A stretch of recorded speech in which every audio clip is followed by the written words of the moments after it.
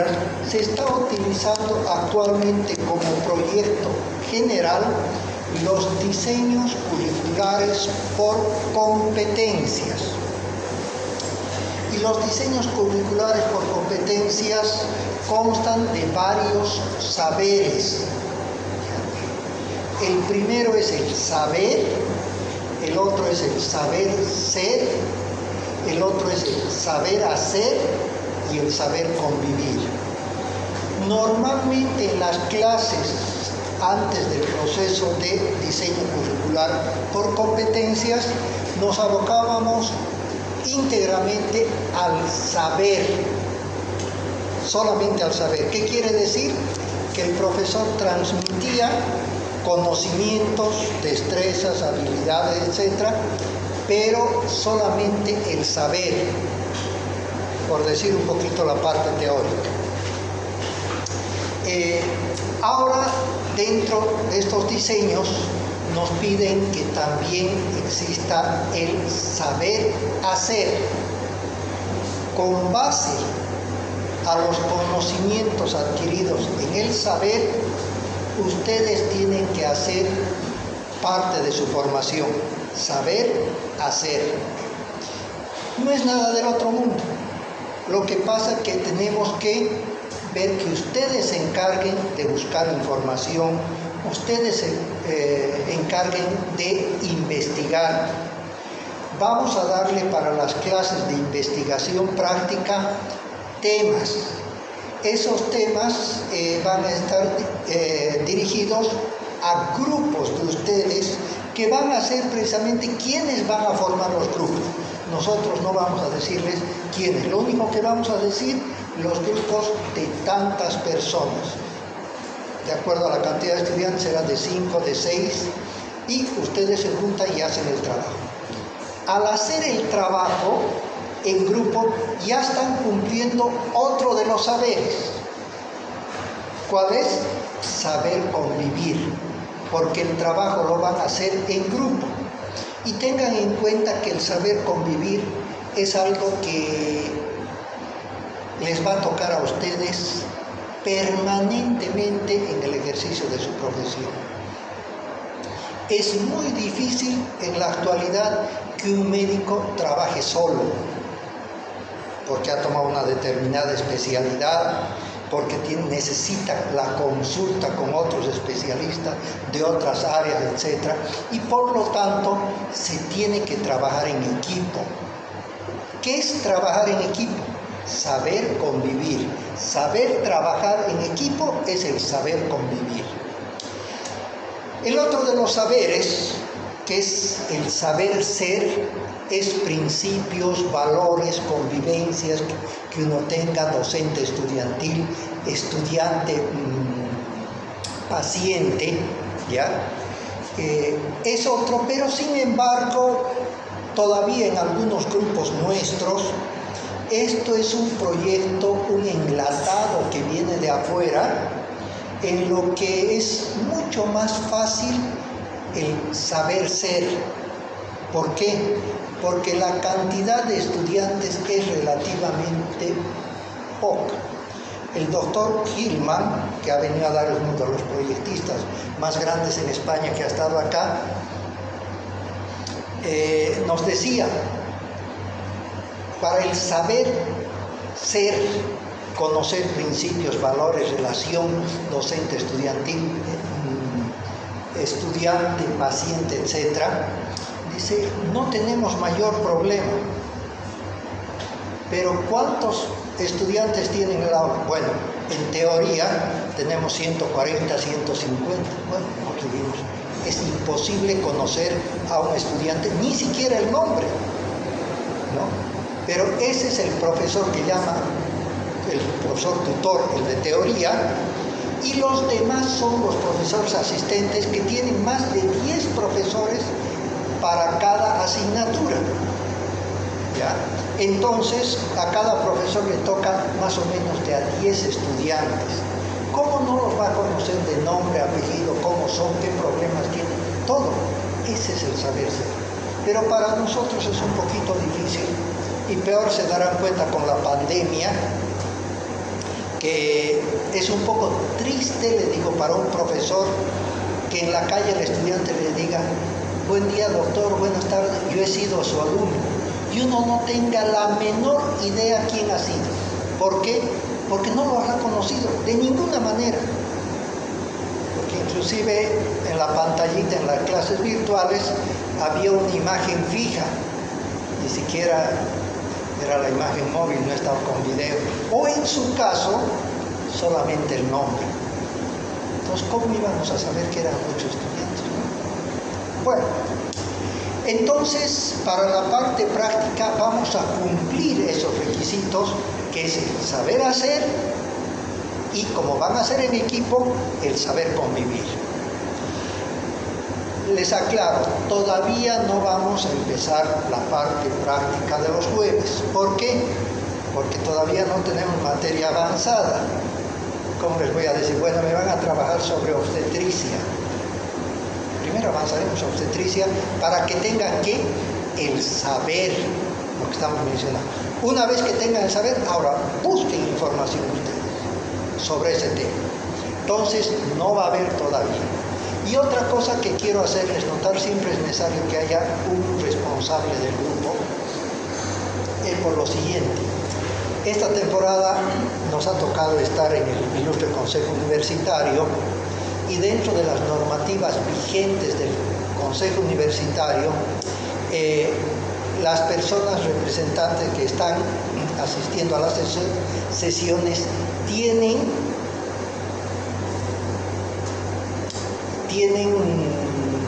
prioridad, de acuerdo al reglamento, inclusive por encima de las clases.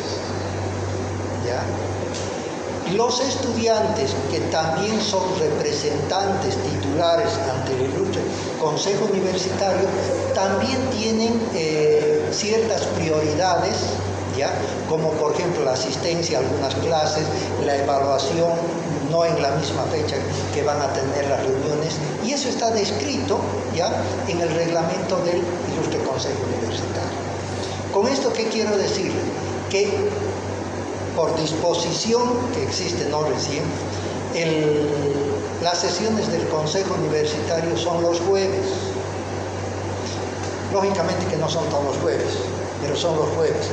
Cuando tenga que haber alguna reunión, una sesión del Consejo, a través de un o una representante de ustedes, nos pondríamos de acuerdo para indicarles: ese día no se pasará, para que no estén viniendo ni esperando nada. ¿Ya?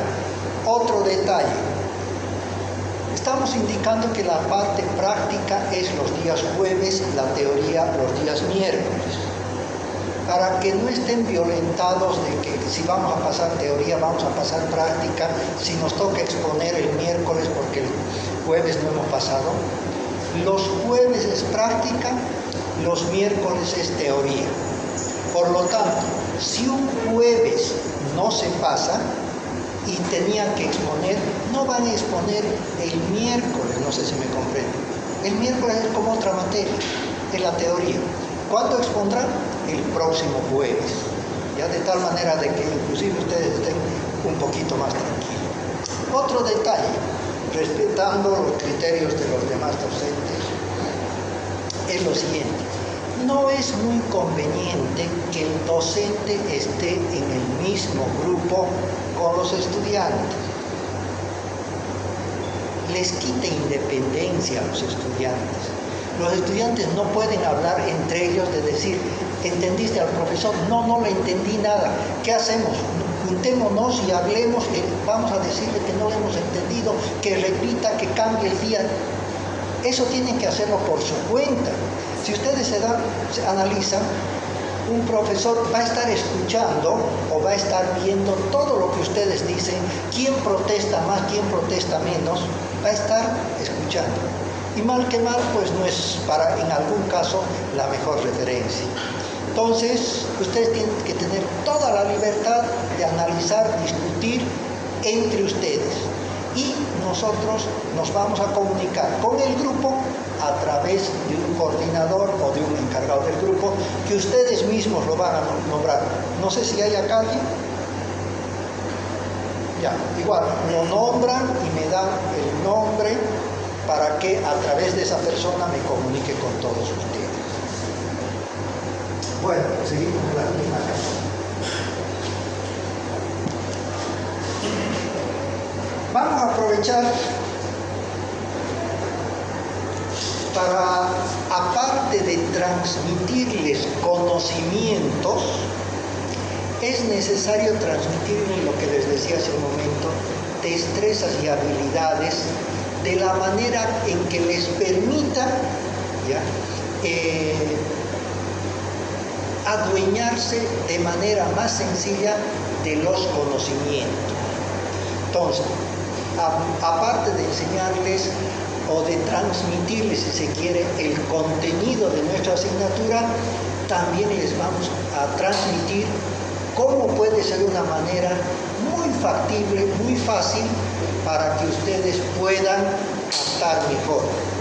Eso se llama la reestructuración analítica. ¿Y qué quiere decir la reestructuración analítica? Reestructurar quiere decir volver a estructurar. ¿Por qué tenemos que volver a estructurar? Tiene que ver con una pregunta que al final me la van a hacer con seguridad: ¿cuál es la bibliografía? ¿No? Tiene que ver. Si nosotros agarramos un libro muy complejo, ¿ya?, probablemente no nos va a servir. Y si ese libro lo tenemos como texto guía, ¿ya?, como el texto oficial, vamos a tener problemas, porque dogmáticamente, ¿ya?, solamente vamos a ver ese libro, nada más. Pero no estamos conociendo las otras versiones de otros autores también importantes. ¿Qué garantía tenemos de lo que nosotros estamos diciendo que es la verdad absoluta? ¿Qué garantía tenemos? En cambio, si ustedes mismos o nosotros les transmitimos otra vertiente sobre el mismo problema, ese sí es el aprendizaje. ¿Ya? Voy a darles una pauta, después voy a repetir. Y este es un poquito fuerte lo que voy a decirles.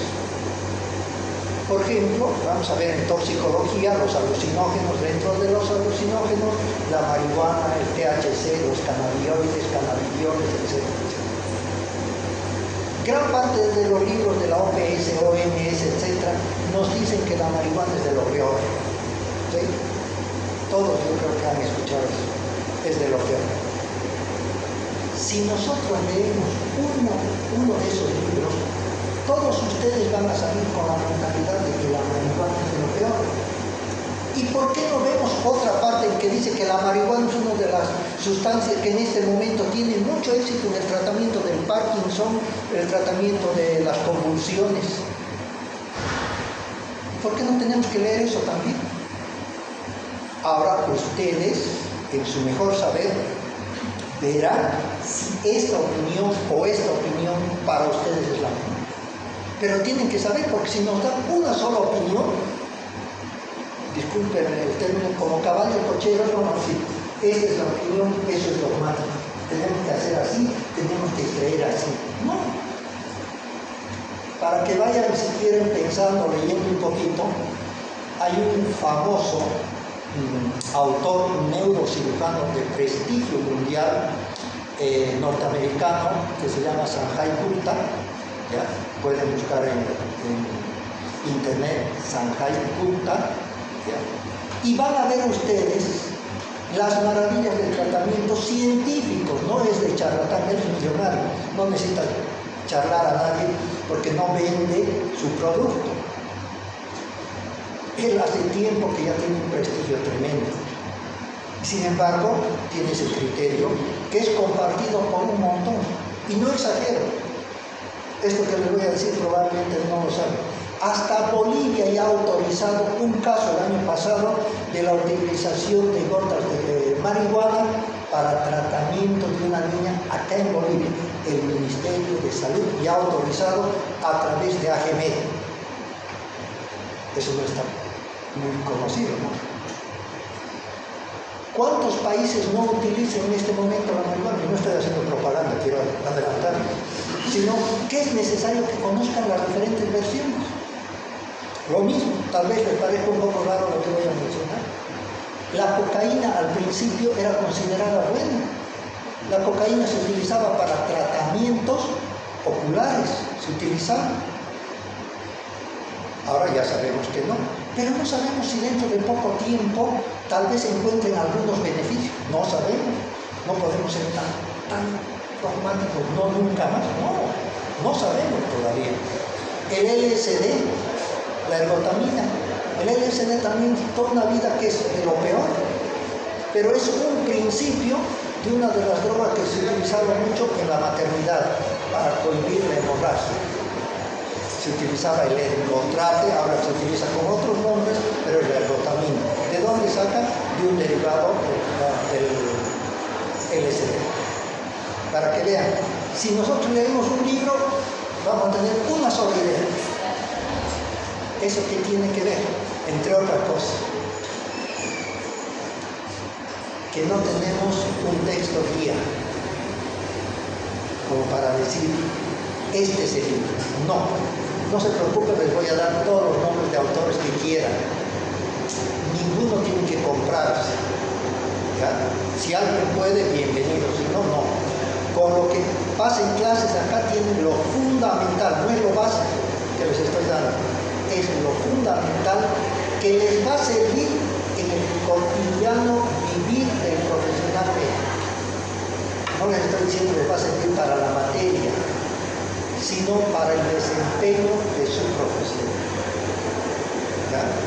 Entonces, si alguien consigue un libro y que en ese libro, primeramente, que sea actualizado, lo más actualizado posible, es la única recomendación. Si en ese libro dice algo diferente a lo que les estoy mencionando, bienvenido. Eso es lo que nos va a enseñar, eso es lo que nos va a permitir aprender, porque ya van a tener argumentos para discutir. No, en algunos libros dice esto, no, eso debe enriquecer mucho el conocimiento. ¿Ya? Hay un término, y van a haber muchos términos, que es tremendamente conocido por ustedes, un término, y sin embargo, la definición no la tienen a mano. ¿Qué es universidad? Todos saben, ¿no? Después de primaria, secundaria, de medio viene la universidad. ¿Quién no sabe eso? ¿Qué es universidad? No todos a la vez, uno por uno, porque no les entiendo. ¿Se dan cuenta? Eso, primeramente, universidad quiere decir la universalidad del conocimiento. Universalidad. El amplio abanico de conocimiento. Eso es lo que tiene que dar la universidad. No es esto y nada más. Ese abanico. Entonces, ¿eso con qué va a ser? Con charlas, con discusiones, yo leí esto, y si no pueden leer, que ocurre, no es la única materia que comprendemos, yo les voy a decir esto es de un libro, esto es de otro, son diferentes autores. Ya. Ahora, seguimos con algunas aclaraciones. Como les decía, vamos a entrar nosotros a explicar o a presentarles los temas bajo un modelo que se llama la reestructuración analítica. Hemos estructurado los temas como para estudiantes que ya están por egresar de medicina legal de la universidad. Hemos estructurado de esa manera. Esta materia podríamos dar en primer año, podríamos dar en colegio, pero ¿ustedes creen que va a tener la misma estructura? No, probablemente mucho más simple, no probablemente, con seguridad que va a ser mucho más simple. Pero y si damos en posgrado, ¿será más complejo que lo que les damos acá o no? tiene que ser más complejo. Eso es estructurar de nuevo, la reestructuración analítica. Y para eso, acuérdense, nuestra materia, cualquier materia, lo primero que deben saber, acuérdense, en esa reestructuración, lo primero que deben saber de cualquier tema o subtema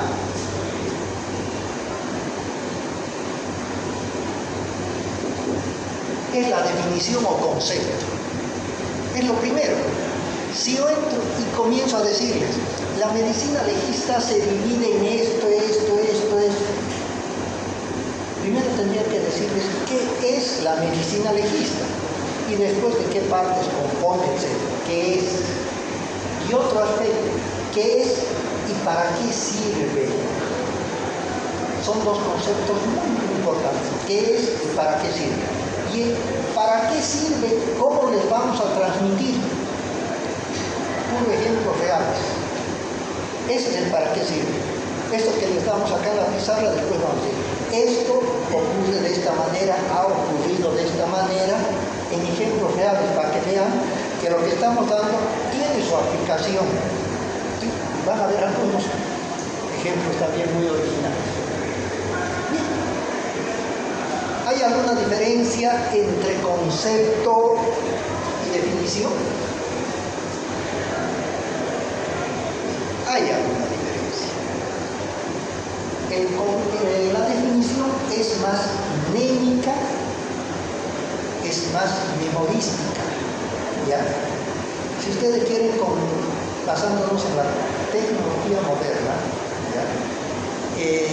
La definición es como cuando metemos en Word una carta, hemos hecho un párrafo cualquiera y guardamos el documento. ¿Sí? Ya. Después de 6 meses sacamos esa carta, va a salir igual como la hemos introducido o diferente. Igual, ¿por qué va a variar? Si hemos colocado un metido esa carta con errores ortográficos, cuando volvamos a sacar, no van a decir, no, se lo corregí todos sus errores. No, va a salir de la misma manera. Si hemos puesto una fecha muy anterior, nos va a salir con esa fecha. No se modifica nada. Esa es la definición. Mnémico, memorístico. Ahora ya empezamos con los ejemplos. Y esto siempre lo menciono, disculpando tal vez no la pronunciación correcta. A los enfants de la patrie, les jours de bras de arriver, continue de tyrannie, les tendances sanglantes élevées. Les tendances sanglantes élevées continue dans les compagnies, mieux dire s'espérer se soltar. Ahora, para que vean, como en el disco duro, el lugar que hemos mencionado. Lo voy a hacer más rápido nada más. A los enfants de la patrie, les jours de bras de arriver, continue de la tyrannie, les tendances sanglantes élevées, les tendances sanglantes élevées continue dans les compagnies, mieux dire s'espérer se soltar. Esto es una parte del himno francés que se llama la Marsellesa. ¿Ya? Ahora miren esto de manera tácita. No tengo la menor idea de lo que les he dicho. No sé qué les he dicho. No sé. ¿Qué es? Mnémico, memorístico. Que eso es lo que no siempre se quiere. Fíjense, puedo repetir 100 veces sin error, pero no sé qué les estoy diciendo. No sé cuál es el espíritu, la doctrina, el verbo, el sustantivo, no sé. En cambio, cuando hablamos ya de concepto, valga la redundancia, es cuando conceptualizamos, sacamos de una información. Si quieren el mismo ejemplo de los himnos, agarramos el himno francés, el himno portugués, el himno italiano, el himno peruano, el himno chileno, el himno boliviano. Entre paréntesis, como novedad, el himno chileno y el nuestro está escrito por la misma persona. Claro, por la misma persona. Benedetto Vincenzi. Bueno, entonces, hemos colocado en el disco duro todos estos. Cuando hablamos de conceptualizar, ¿qué hacemos? Sacamos de uno de ellos una parte sacamos otra parte. Ya estamos haciendo trabajar la mente, ya no estamos solamente memorísticos, no sé si se dan cuenta. A ver, esta parte es interesante de este himno, sacaremos esto, de este otro sacaremos esto, y vamos a crear otro diferente, como nosotros queremos. Eso es el concepto, y eso es lo que trato de transmitirles. No que sea dogmático, que sea tal como dicen los libros, que esa es alguna pregunta. Y vamos a utilizar sus mismas palabras en el examen. ¿Por qué vamos a utilizar si son mis palabras? Ustedes con el mismo sentido utilicen pues sus palabras. Tampoco yo utilizo exactamente las palabras que están en los libros, salvo que valga la pena decir textual, pero si no, bueno, no sé si es con esa aclaración o confusión, pero sabiendo esa diferencia, vamos a utilizar más solamente el término, para no poner esto es definición, esto es concepto, porque gran parte de lo que les voy a traducir ya nos hemos ocupado de unirlo, ya está unido, y en algunos casos lo voy a hacer. Hemos unido de una parte, hemos unido de otra parte, para tratar de transmitirles de una manera más holística, más integrada. Y vamos a aplicar primeramente cumpliendo lo que les hemos mencionado. Vamos a dar la definición de medicina legista, si es lo primero que tenemos que saber, la definición, ¿verdad?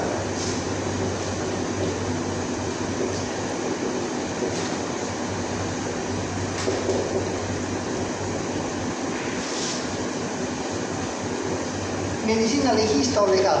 El nombre tradicional es medicina legal. El nombre que debería ser es medicina legista. En algún momento les aclararé. ¿Qué es? Ahí viene ya la definición o el concepto. Es una ciencia que tiene por objeto el estudio de la aplicación de los conocimientos médicos, sus propios conocimientos, a la solución de los problemas jurídicos.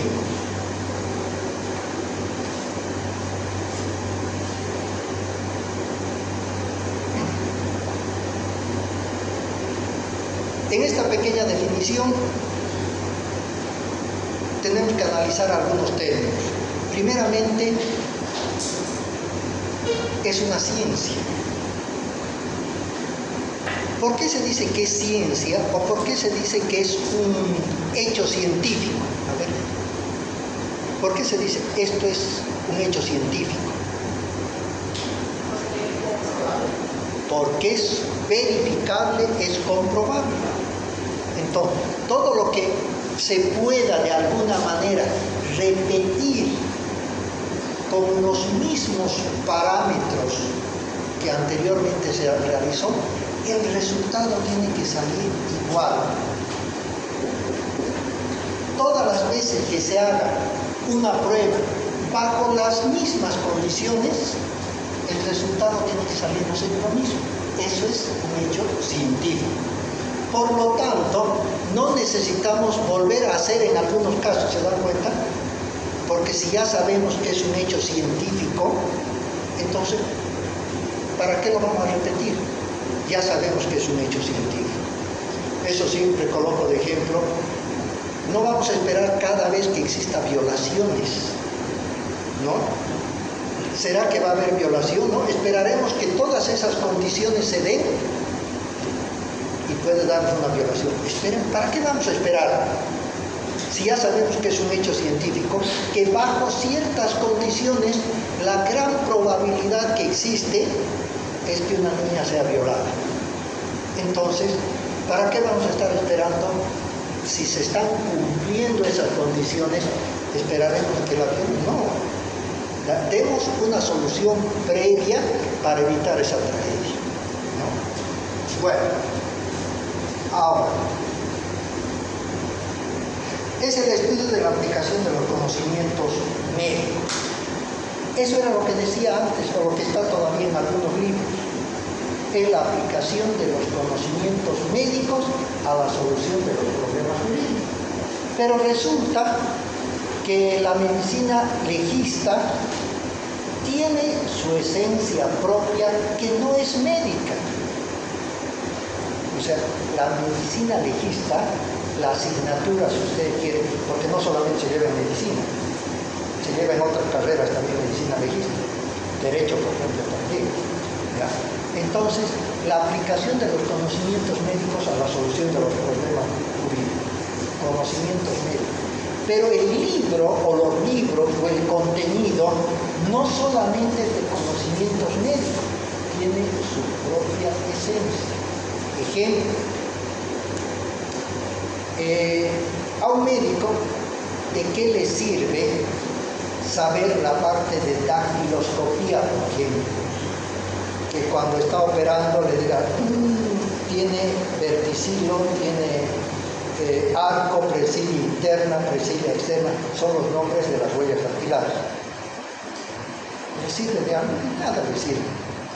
Al médico que va a ejercer, nada. El que la pólvora sea blanca, ahumada, pólvora piroxilada, ¿de qué le sirve? Si tiene que operar, opera, si tiene que curar, pero directamente, o que le diga, este es un calibre 22 corto, esta es munición corta, este es con nitrato de potasio. No le sirve. ¿Por qué? Porque eso que estoy mencionando es la esencia propia de la medicina legista. Por lo tanto, no solamente son la aplicación de conocimientos médicos, sino la aplicación de conocimientos médicos, los propios conocimientos que estamos mencionando, a la solución de los problemas jurídicos. Y ahí viene la definición. Bueno, en aquella parte que no pueden leer, ¿qué otros subtítulos más tienen?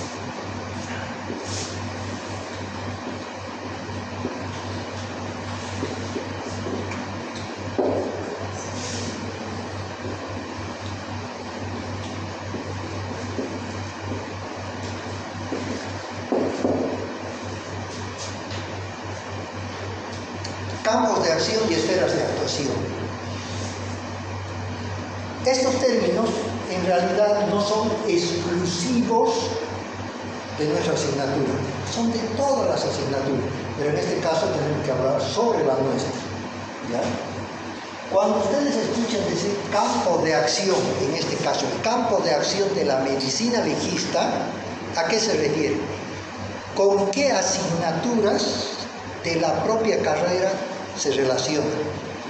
¿Con qué asignaturas de otras carreras se relacionan? ¿Con qué otras disciplinas se relacionan? Eso es campo de acción. La relación con asignaturas de la propia carrera, de otras carreras, con otras disciplinas, con quienes se relacionan. Solamente la relación. ¿Ya? ¿Se relacionará con alguna asignatura de nuestra carrera en medicina legista? ¿Qué dicen ustedes? ¿Saben cuál es el primer tema?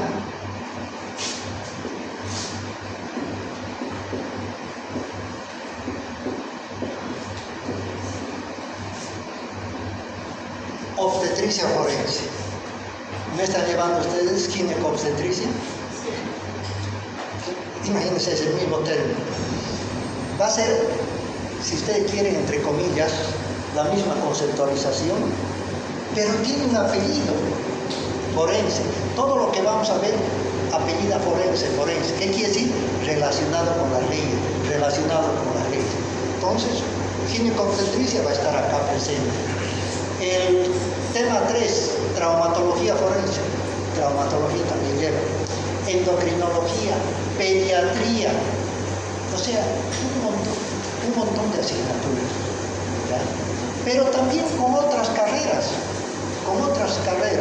por ejemplo, psicología, el comportamiento de la persona en el momento de cometer un hecho delictivo, hay que ver cómo está esa persona, hay que analizarlo. Entonces, tenemos que ver con el comportamiento de la persona como individuo, pero también la carrera de psicología, pero también tenemos que ver cómo es el comportamiento grupal, la sociedad ante un determinado hecho. ¿Qué tenemos que ver? Eso se ve en la carrera de sociología, se ve. Después, si queremos relacionar con otras carreras también, con el derecho es fundamental, tremendamente importante. Tenemos con criminología, con penología en derecho, hay una relación muy, muy grande. Con tecnología de alimentos, ustedes dirán, ¿por qué? Nosotros llevamos toxicología, uno de los temas, toxicología forense. En esos temas también vemos lo que son suicidios, lo que son envenenamientos, ¿ya?, por diferentes sustancias. Como ven, hay esa relación. Pero cuando hablamos de esferas de actuación, no es mucha la diferencia. Esferas de actuación, ¿qué quiere decir? Lo mismo que hemos visto, la relación, pero jerarquizando de acuerdo a la importancia. ¿Qué importancia de la relación tiene? Tal vez con algunas carreras o asignaturas la importancia sea mínima, no tiene mucha importancia. O sea, su esfera de actuación es mínima con esa disciplina. Y si ponemos a comparar, tenemos criminología en derecho. Gran parte de criminología, un área muy grande, es medicina legista. Entonces, hay una esfera de actuación, importancia tremendamente grande. Pero con otras disciplinas tal vez es mínimo, con otras carreras tal vez es mínimo, ¿ya?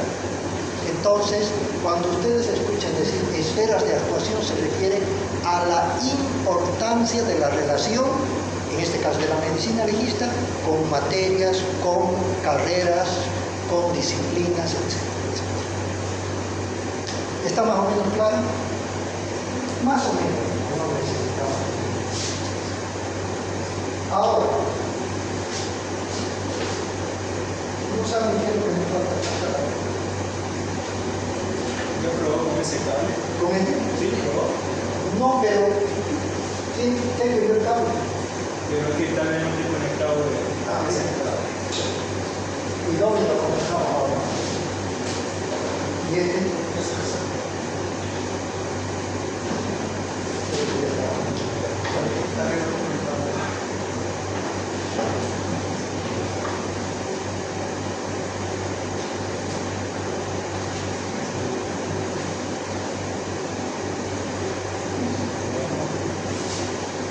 No, inclusive, fíjense, nos dan otro cable más.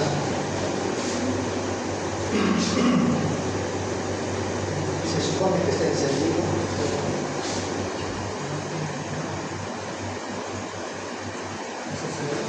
Ya no hay problema. Vamos a aprovechar para sacar siempre provecho de estas circunstancias. Decía un profesor de posgrado, ¿ya?, una frase muy, muy interesante, y ustedes son los que van a calificar eventualmente. Muchas veces la utilización de la tecnología moderna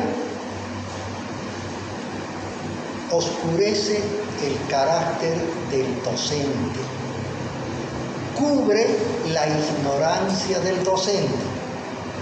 ¿Por qué? Porque si nosotros tenemos en el data o tenemos en el power todo anotado, todo, el docente, ¿qué hace? Se sienta y comienza a leer. Todo lo tiene acá. En todo caso, se buscaría qué alumno tiene o qué estudiante tiene mejor voz y que comience a leer. ¿Y dónde está la explicación? Hemos sabido de algún caso acá que cuando no funcionó el sistema donde está toda la información, el docente suspendía su clase. O sea, ustedes como profesionales, nosotros como docentes, tenemos que estar capacitados para dar en las mejores condiciones o en las peores condiciones. ¿Cuántas veces les puede tocar a ustedes entrar a una cirugía en el campo donde no hay aire acondicionado? Lógicamente que no se puede poner ventilador, están ventilando todo lo que son microbios dentro y no hay. Y ustedes van a decir, no, en esa condición no opero, corre riesgo de vida. Lo mismo, hay situaciones bastante incómodas, no se tiene el mejor material, el mejor equipo. ¿Y qué vamos a hacer? Mientras no tengamos el equipo, no operamos, que se mueran los pacientes. Tenemos que estar preparados para actuar en las mejores condiciones o en las peores. En la guerra no se pide demasiado, ¿no? Dentro de la historia de la medicina legista, una de las personas más hábiles en la guerra para provocar amputaciones no era un médico, era un carnicero que ejercía como médico, pero que tanta era su habilidad que ustedes saben, en la guerra no se puede decir, miren, vamos a hacerle un injerto, pero primero vamos a curar esto en unos 6 meses, no se puede. Lo que había que hacer es salvar la vida. Entonces había que tomar algunas conductas un poco serias, pero con eso se salvaba la vida. Por eso que es interesante bastante nuestro centro. Bien, comenzaremos entonces con la primera unidad del programa. Todo lo que hemos visto hasta ahora corresponde a la unidad 0 o unidad introductoria. Ahora ya empezamos con la unidad 1.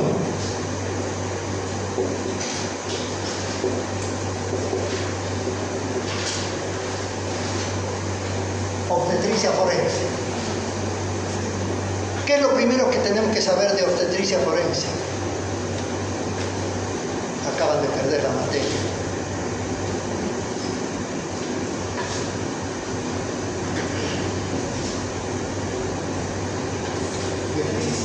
A eso. De todas maneras, si no captan al principio esto, exactamente lo mismo voy a repetir al año.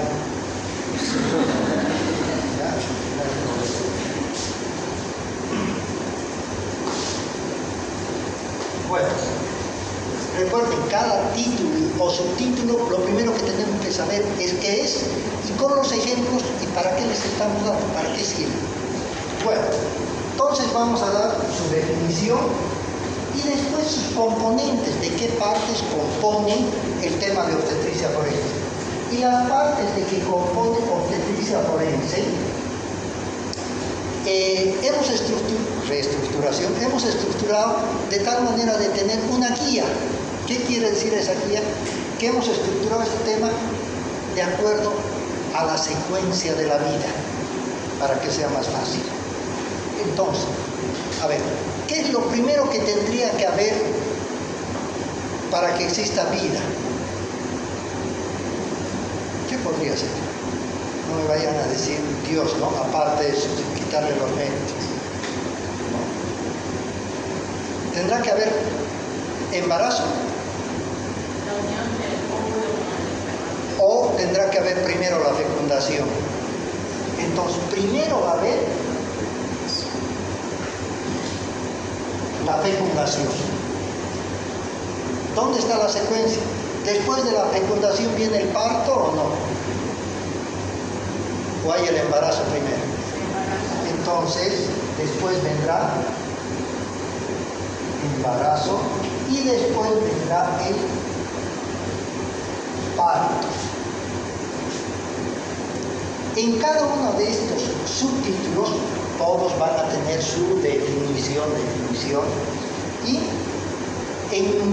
no en todos, pero en la mayoría de ellos vamos a mencionar algunos artículos que son específicos para cada una de estas partes, que son específicos.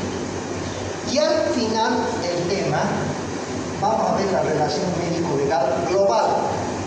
algunos artículos que engloban todo el tema de obstetricia forense, como por ejemplo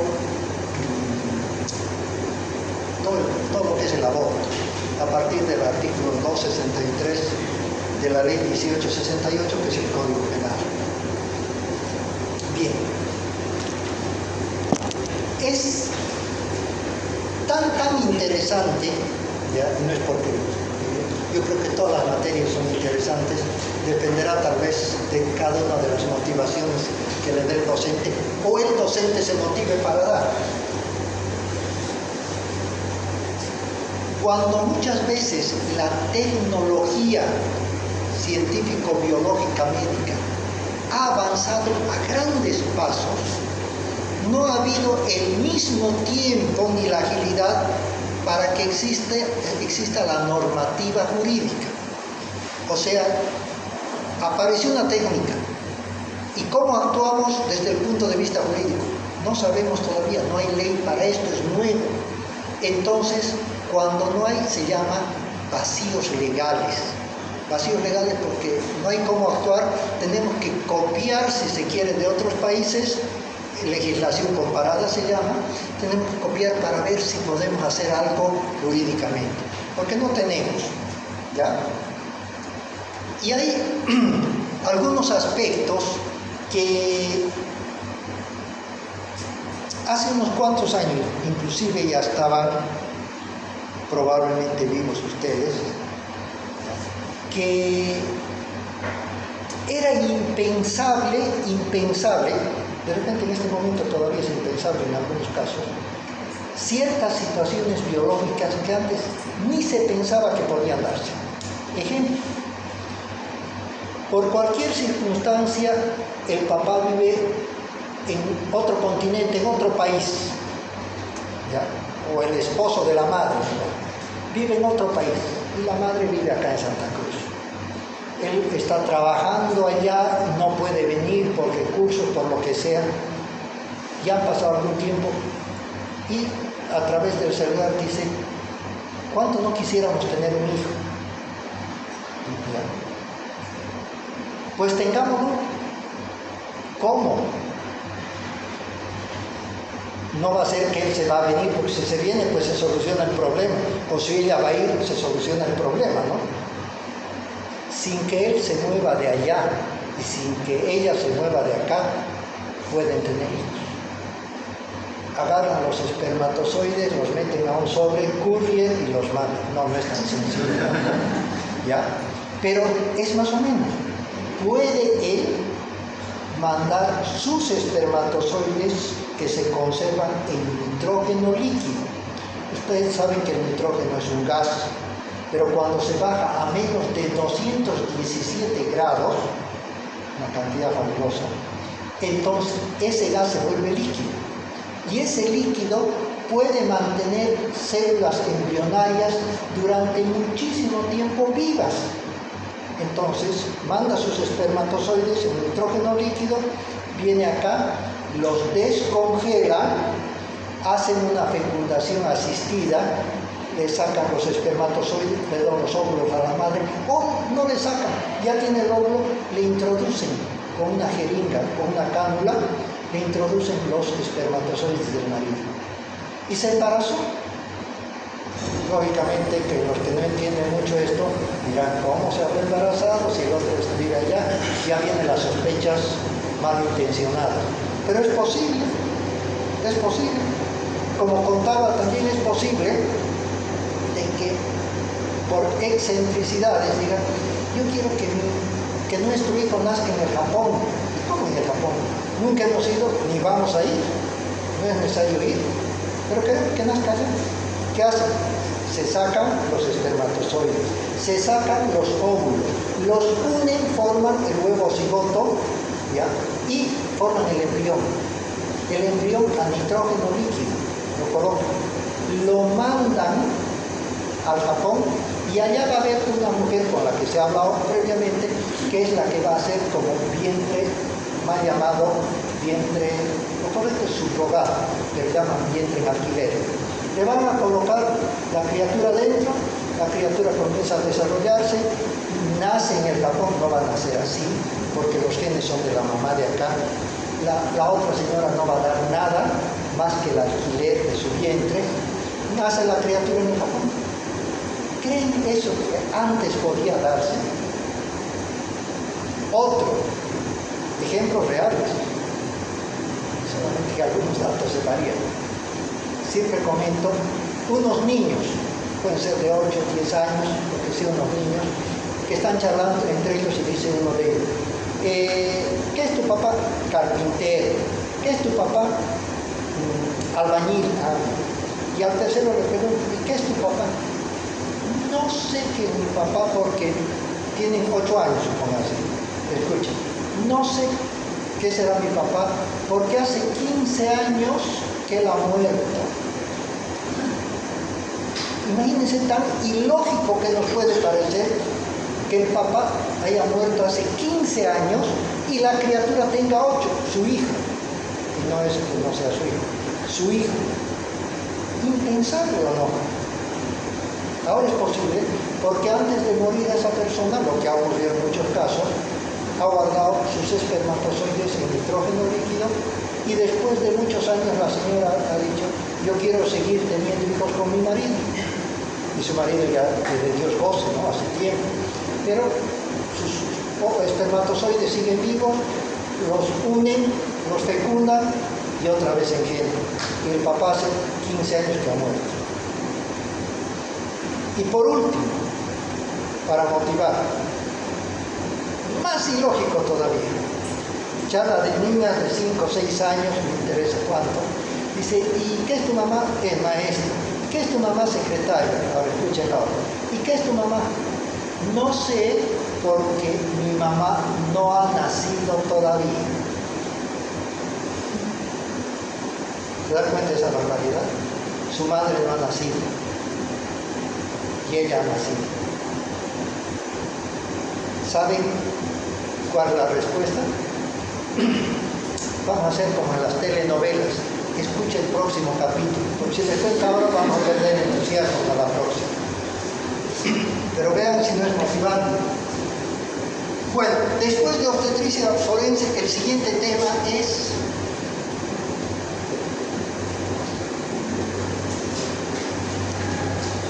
sexología forense. Empezamos por qué sexología forense. Por su definición. Y vamos a ver que en sexología forense no es tan pequeñito como pensábamos, homosexualidad, transgénero, bisexualidad, travestismo. No, esa es una parte. La sexología forense empieza, estoy hablando del subtítulo si ustedes quieren, ¿ya?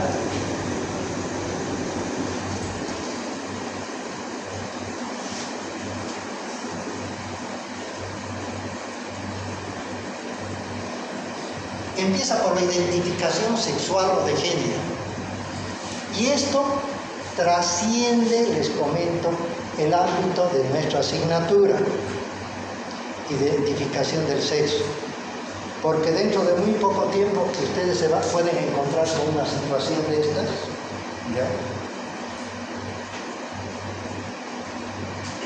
Bueno, siempre y cuando venzan medicina legal, ¿no? Venzan medicina legal y ya se pueden encontrar con esto. Miren, cuando les toque atender el parto, no siempre necesariamente es el médico, se dice la persona que atendió el parto. Cuando está saliendo la criatura, una de las formas de identificación del sexo, del género de las personas, es por asignación, por lo que uno ve. Sale la criatura, tiene pene, varón.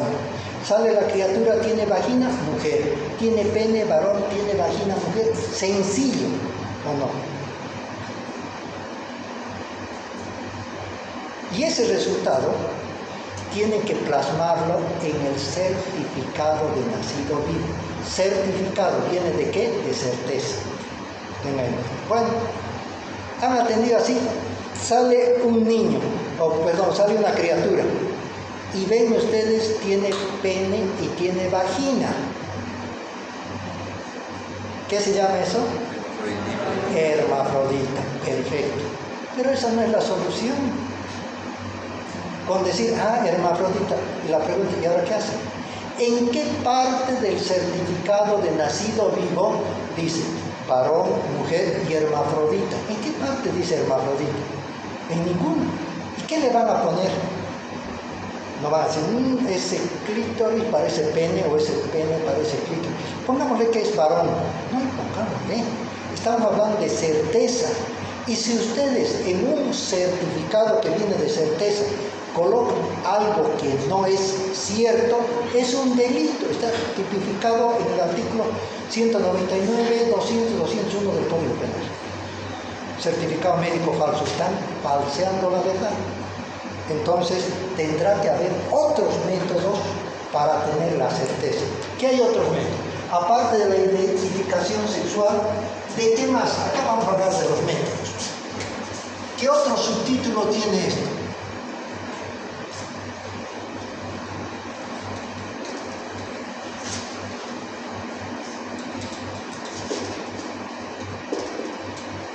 Alteraciones del comportamiento sexual. Esto se refiere a aquellos estados patológicos, pero que no son producidos por enfermedades transmisibles. Nosotros nada tenemos que ver que tiene SIDA, que tiene gonorrea, sífilis, papiloma, condilomas. No, nos interesa el comportamiento sexual, alteraciones del comportamiento, sadismo, masoquismo, fetichismo, etcétera, etcétera. De eso se va a tratar esa alteración. Y por último, por penúltimo, no por último, acá vamos a ver en este tema las diferenciaciones sexuales. Esto es muy importante que desde el principio se les vaya grabando a ustedes. Se respeta toda posición personal, pero acá no les estamos dando nuestra posición personal, estamos dando lo que en este momento se considera como válido científico. Cada uno después ya verá de acuerdo a su entendimiento. Hasta hace muy poco tiempo, hablo menos de 30 años, sí, más o menos 30, todavía había algún documento oficial de salud pública de algún país, ¿ya?, que la homosexualidad, ¿ya?, la consideraban como una enfermedad de la salud pública. Y todas estas, homosexualidad, transexualidad, lesbianismo, etc., se las consideraba en conjunto como aberraciones sexuales. El término de aberración quiere decir lo peor, ¿ya? Lo peor. Entonces, de antemano, imagínense ustedes como médicos, ya van a decir, este es un aberrante, un anormal, ¿no?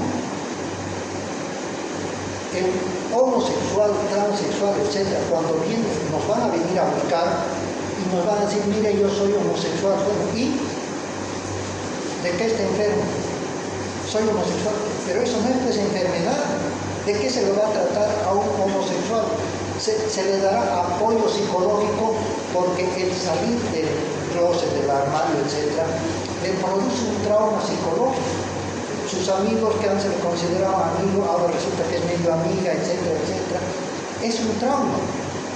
Pero entonces un apoyo, pero no va a decir, mire, con una cirugía usted queda totalmente de hombre, totalmente de mujer. El homosexual no necesita operarse, ni quiere. Bueno, ahí vamos a ver las diferenciaciones sexuales. Tengan en cuenta que acá en Bolivia, tenemos una ley exclusiva para transexuales y transgéneros, su propia ley de identificación del género de las personas, que también vamos a ir a analizar. Y por último acá, la relación médico-legal.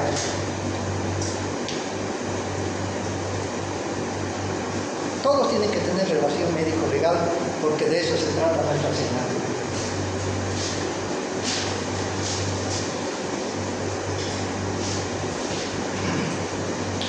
El siguiente tema es el tercero, ¿no?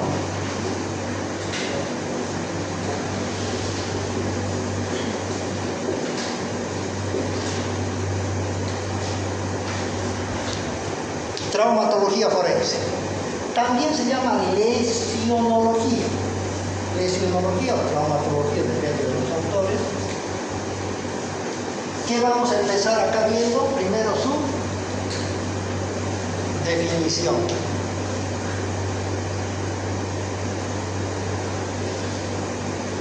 ¿Cuál sería la definición de traumatología? Ya han llevado, ¿no? ¿O están llevando? Si les pregunto, ¿ya han llevado? Sí, dicen. Entonces contesten. Seguro que ninguna materia de la que les pregunto ya han llevado, recién las van a llevar, ¿no? Bueno, entonces, fíjense, ¿quién no sabe qué es traumatología? Ya lo tienen acá. Pero el colocarle en palabras, eso es lo que nos falta. Por eso, vuelvo a reiterar, es importante empezar por su definición. Vamos a dar su definición y coincidentemente la definición son las lesiones o agresiones que sufre el organismo y que atentan contra la vida y contra la integridad o la integridad corporal. Lo interesante acá, que esa última parte, esas lesiones pueden atentar contra la vida, matan, o contra la integridad corporal, hieren, ¿ya? Y eso está exactamente así en el Código Penal. Por eso que en este caso normalmente damos la relación legal junto con la definición. Porque en el Código Penal, en el título 8, capítulo 1, nos habla de las lesiones que atentan contra la vida, lo que dice la definición. Y en el título 8, capítulo 3, nos dice lesiones que atentan contra la integridad corporal. Las lesiones que atentan contra la vida en el Código Penal, ley 1768, es a partir del artículo 251. Todo lo que voy a mencionar es lo que mata, lesiones que atentan contra la vida. Primero 251, homicidio. 252, asesinato. 252, otra vez, han introducido un tema que ahora está muy de moda, el feminicidio. 253, parricidio. 254, homicidio por emoción violenta. 255, homicidio en prácticas deportivas. 256, homicidio-suicidio. ¿Qué quiere decir? Mata y después se mata. Homicidio-suicidio. 257 en el Código Penal figura como homicidio piadoso. Para nosotros tenemos otro nombre, se llama eutanasia. Ya aprovecharemos el pánico en este caso. Como ven, la eutanasia está descrita como un artículo en el Código Penal.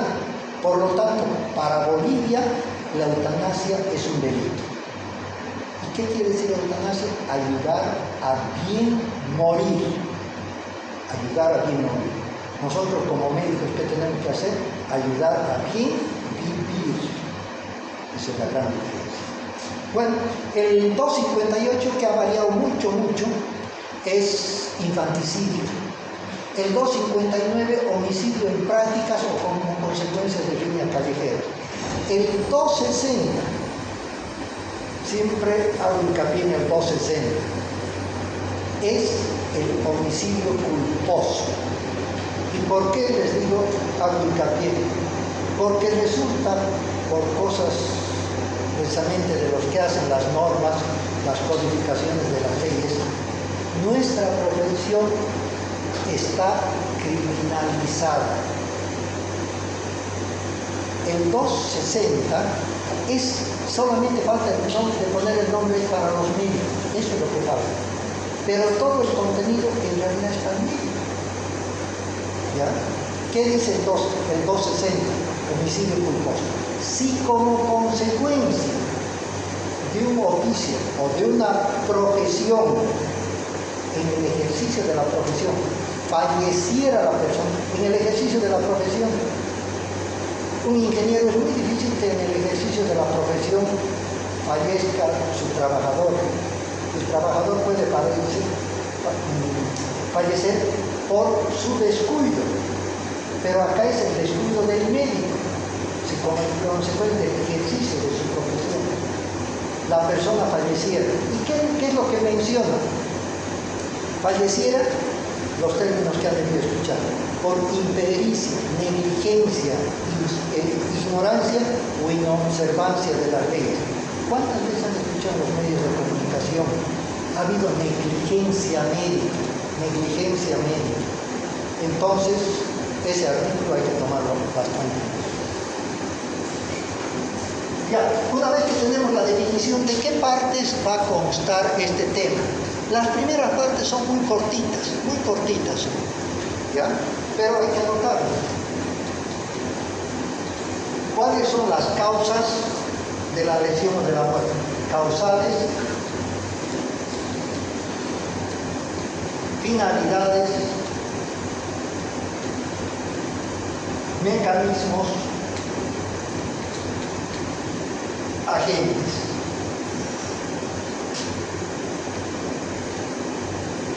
De todos estos, ¿ya?, los más importantes serían los mecanismos y serían fundamentalmente los agentes. ¿Los agentes qué son? Pueden ser objetos, instrumentos o sustancias que al entrar en relación al organismo le provocan lesiones que atentan contra la vida o la integridad corporal. Esto de los agentes es muy importante que ustedes lo sepan. Es muy importante. Dirán, todo es importante. Siempre así dicen todos los profesores.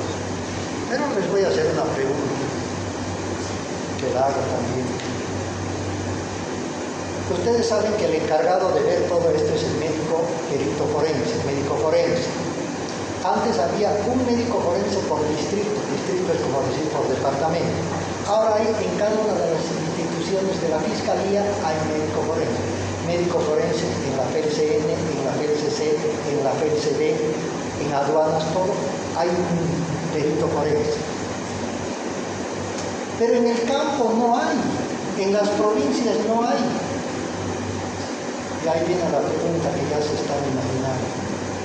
¿Quiénes creen que pueden ser los que informen en provincia sobre una muerte? Ustedes.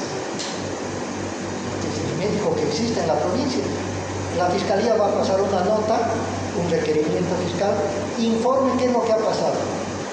Ahora ustedes dirán, no, me falta esa clase. Ahí viene un dicho muy interesante, un decálogo, 10 dichos tiene. El profesor Rojas Medio, considerado la máxima expresión que ha habido durante el siglo pasado. Es argentino y él decía, miren esto, voy a repetir las veces que sea necesario. En el lugar de los hechos y en la víctima está descrita toda la historia del acontecimiento. Lo que tenemos que saber es leer e interpretar. ¿Qué quiere decir? Hay un cadáver, ¿ya? Y dice, doctor, por favor, venga a ver qué es lo que ha pasado. Y ustedes al principio, nosotros también, así que no es crítica porque es natural, lo primero que van a decir, ay, ese muerto está completamente fallecido. Hasta ahí va a llegar el conocimiento. ¿Qué más? No me han grabado esa parte, ¿no? Ya, bueno. ¿Qué más pueden decir? Ese muerto está fallecido. Hasta, ay, qué bien. No. En cambio, el que sabe leer o interpretar puede decir, esa persona ha fallecido hace unas 8 horas, ¿okay? Datos que le puedo dar, ha fallecido por 3 impactos de bala. Los 2 primeros impactos de bala le dieron cuando estaba vivo. El tercer impacto de bala ya era cuando estaba muerto. Tiene orificios de entrada de diámetro pequeño. Este es un calibre 22. Esto es con pistola, no es con revólver. ¿Ya? Ha sido disparado a menos de 1 metro. Miren cuántas cosas se puede saber. Todo eso que les digo se puede saber, ¿ya? Con solamente ver. Algo de eso vamos a tratar hasta donde sea posible. Bueno, ese es el tercero. ¿Tenemos tiempo todavía o no? 10 minutos. Por demás. Cuando digo 13 minutos, todos me miran, ¿por qué tanto? Bueno, ahora este ya sería el cuarto, ¿no?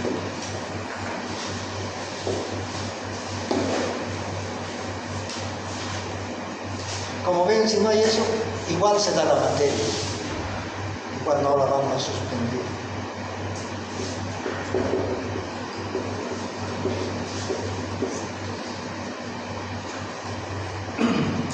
Toxicología forense.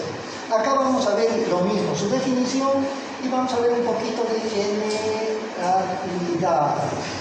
Ver qué es tóxico, qué es veneno, ¿ya? Qué es droga, para que vean que es motivante.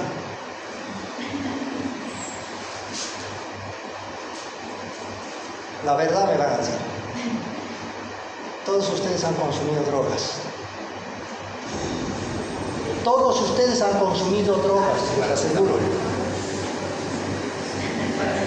Ahora, seguro que alguno ya me vio por eso está. No, lo que pasa es que ya estigmatizamos el término de droga. Droga es una sustancia que al entrar en el organismo va a producir cambios. Pero todavía no hemos dicho si es adictiva o no, pero no, esta es droga. Otra cosa que digamos es adicto a la droga, es drogadicto, adicto a la droga. Pero como droga no, nos da una pauta muy clara. A media cuadra de la plaza hay un lugar donde fabrican drogas, con su letrero grande, farmacia y droguería Telchi. Ahora me van a decir que los meten presos. ¿Qué fabrican allá? Drogas, pues. Son fármacos, son medicamentos, son drogas. Uno de los laboratorios y fabricación de infusiones más grandes de Bolivia y más antiguo, sueros famosos Indi. ¿Qué se llamaba? Droguería Indi. Pero para que vean. Iba a hacerles otra pregunta, pero ya no más complicada.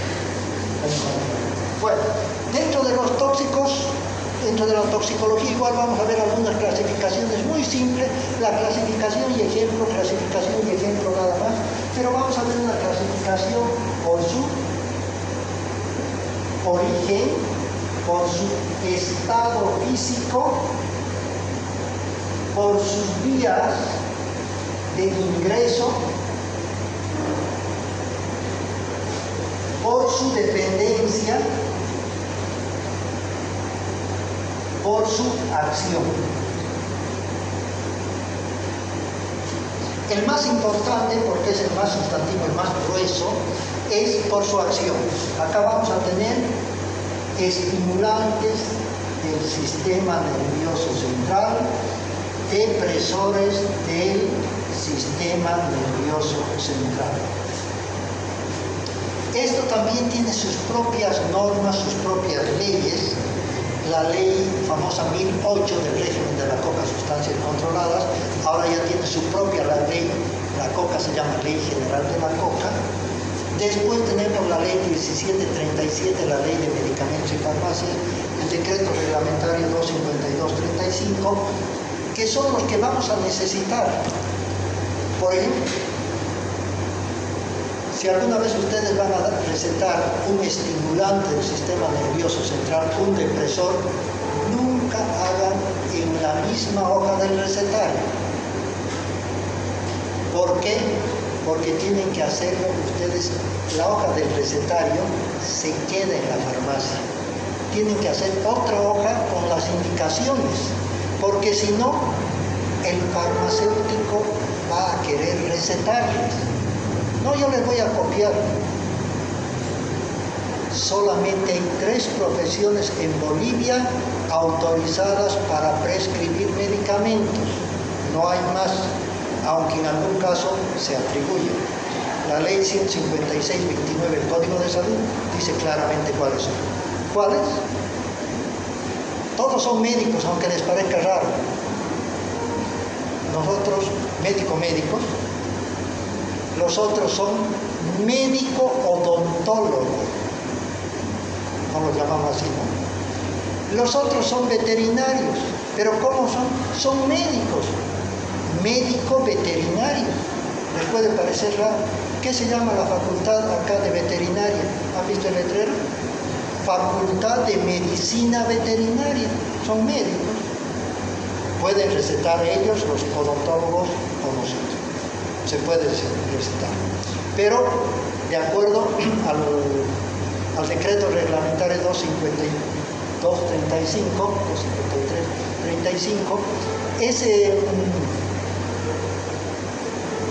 esa receta que se hace se llama valorada o se llama archivada, dependiendo la importancia de que si son psicotrópicos, si son estupefacientes, etc. Bueno,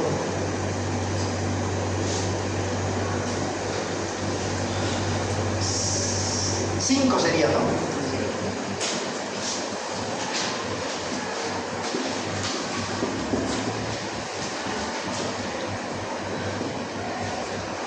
Asfixiología forense. Lo mismo, empezamos por su definición. Este es un tema que puede estar alternativo, les comento de antemano, porque no siempre es todo como cuando uno lo planifica. La anterior vez hubieron 10 elecciones, creo, suspensiones por todo, entonces costaba un poquito ponerse al día. Entonces, entre asfixiología y el siguiente tema, que es identificación, puede haber alguna variación. Pero si tenemos todo el tiempo, qué mejor. Tenemos su definición y dentro de las partes componentes de la asfixiología tenemos sofocación, sumersión,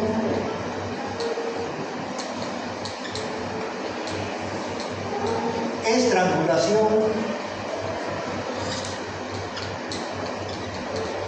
ahorcadura.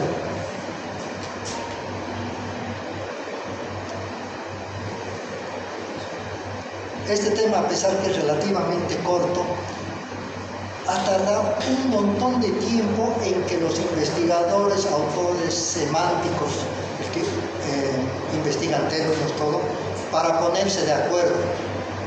Les parecerá una eternidad, pero recién hace aproximadamente 60 años, parece mucho, ¿no?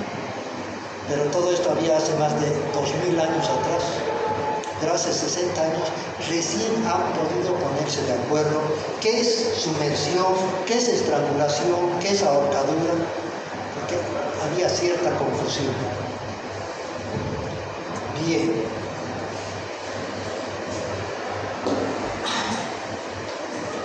El 6.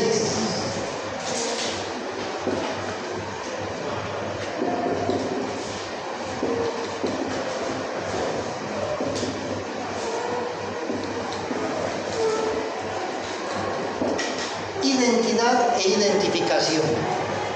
Acá tenemos también su definición de qué es identidad, qué es identificación. Esto, por ejemplo, es un tema exclusivo de medicina legista que no es médico. Todo lo que es huellografía, todo eso está acá, pero es muy interesante. Formas de identificación, ¿ya? Todas las formas que uno puede tener de identificación: administrativa, imagenológica, dermatológica, papiloscópica, todas esas las formas de identificación. Administrativa es la cédula de identidad, y también, para ir motivándoles, con solamente ver la cédula de identidad, ustedes pueden saber cómo son las huellas de los 10 dedos de las manos. Pero dirán, si solamente tenemos el pulgar derecho, ¿sí? Ahí están, de los 10 dedos están. No están del pulgar solamente. Con solamente ver eso. Yo le podría en este momento decir, pero yo sé que no van a querer, porque de repente veo su edad, no van a querer eso. 7.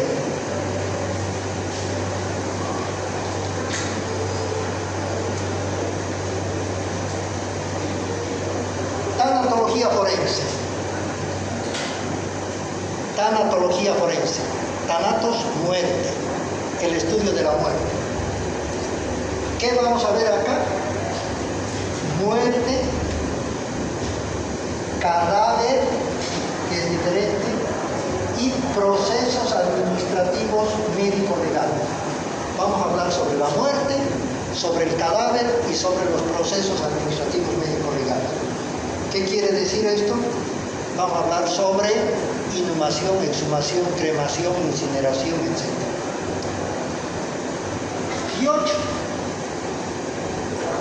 Autopsia médico-legal. Autopsia médico-legal. Puede venir con el levantamiento del cadáver previo, pero lo que nos interesa a nosotros es la autopsia médica. Ahora, la pregunta que siempre hacen, ¿qué libro? Vuelvo a reiterar, cualquier libro de medicina legista les sirve, cualquiera.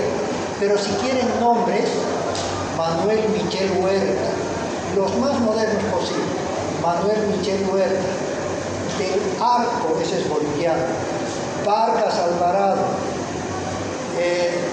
el libro del doctor Sosa también. Después, Rojas Nerio. Cualquier libro que les aparezca, que vean medicina legal y que vean por encima del 2010, etc., agárrenlo. Ninguno compra. Lo único, si pueden comprar Código Penal actualizado, más del 2016. ¿Cuánto sale eso? 7 bolivianos. Son libritos así. Claro, si quieren con la doctrina, con el espíritu, son libros tremendos. Porque eso les va a servir en el desarrollo de su profesión. Si todo lo que están haciendo es correcto o no, van a tener resultados. Ya saben que vamos a ver la próxima clase. Empezamos con obstetricia forense. Que les vaya bien. ¿Hay alguna pregunta? ¿Mañana hay clase?